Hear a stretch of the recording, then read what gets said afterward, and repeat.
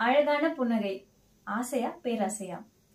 ஆரோக்கியமான பற்களும் அதனால வரக்கூடிய ஒரு அழகிய புன்னகையும் எல்லாருக்குமே இருக்கக்கூடிய ஒரு அடிப்படை ஆசைதாங்க, பேராசை கிடையாது.